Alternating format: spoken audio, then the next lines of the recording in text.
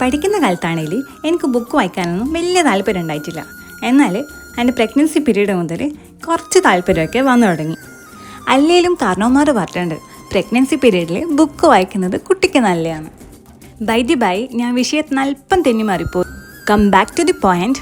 New വന്നത് മുതൽ പകൽ വായന വളരെ കുറവാണ്. രാത്രിയാണെങ്കിൽ ലൈറ്റ് ഓഫ് ആക്കാതിരിക്കാനും പറ്റില്ല. അങ്ങനെയാണ് കേട്ടോ ഞാൻ ഈ പ്രൊഡക്റ്റ് ഓർഡർ ആക്കുന്നത്. എനിക്കിത് നല്ല യൂസ്ഫുൾ ആയിട്ടാണ് കേട്ടോ തോന്നിയത്. ഇത് കണ്ടപ്പോൾ ഇതിൻ്റെ മെക്കാനിസം കണ്ടുപിടിച്ച ആളെ പറ്റിയാണ് കേട്ടോ ഞാൻ ആലോചിച്ചേ.